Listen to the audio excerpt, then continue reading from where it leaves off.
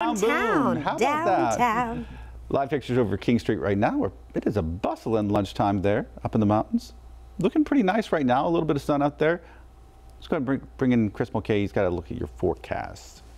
And not a bad day. Seriously, look at that. It is very active right now in Boone. I had no idea that was the place to be around lunchtime.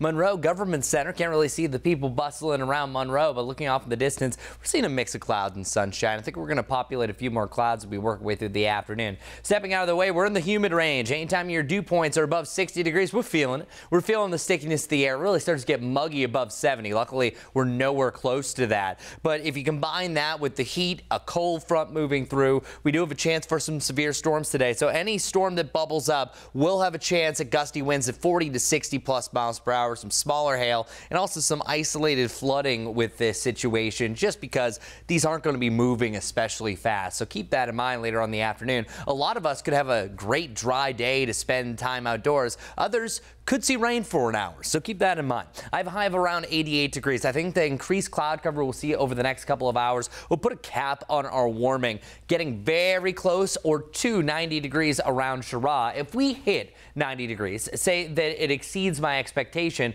this would be above average, because we typically have our first 90-degree day around Charlotte May 20th. As you can see, over the last 5 years, it's been anywhere from May 11th to June 13th, and that's usually pretty much the sweet spot. Also going forward, now that we're at this point in May, we're going to have a lot more of those isolated rain chances. That, you know, that 20% chance that a shower or thunderstorm could bubble up during the afternoon, and that's what we have today. But I think it's a little better chance for scattered activity, and then we really ramp things up again on Friday heading into Saturday as our next system is rolling on in. So here's a close look at what's happening. I think anytime you get to about 2 o'clock, that's a better chance for a stray shower or storm. So really keep up on all of your radar tools that you have on your phone. Hopefully you have your WCNC weather app, because that is a great tool on there. But notice what happens. We start to see a line form almost close to that cold front. So I would say from 2 to 5 o'clock, good chance that we're seeing numerous storms starting to develop across the area. And by the middle of the evening, most of this should be departed, but there's always a chance that a few storms last a little bit later, especially down to the southeast,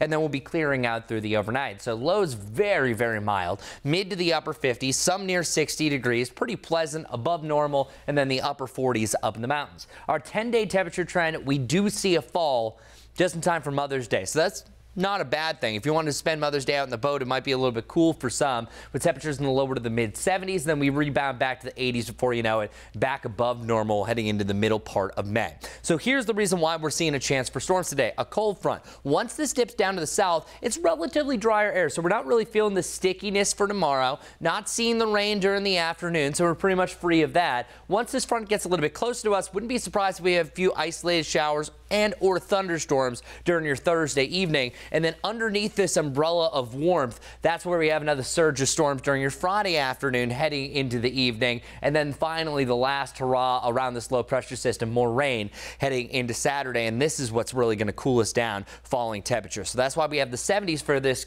coming Mother's Day weekend. Saturday, I think that rain could start in the morning, end by the afternoon. Maybe an overnight shower on Saturday night heading into Sunday. But I think most of your Mother's Day right now, at least for the time being, looking dry with partly cloudy skies. After that, temperatures quickly on the rise. Mid 70s for a near perfect day on Monday, and then we're back to 80 degrees, a little bit more moisture in the air, and a 20% chance for rain. So we're definitely seeing more of a May shift in the pattern, where more of those 80s are starting to outdo those 70-degree days.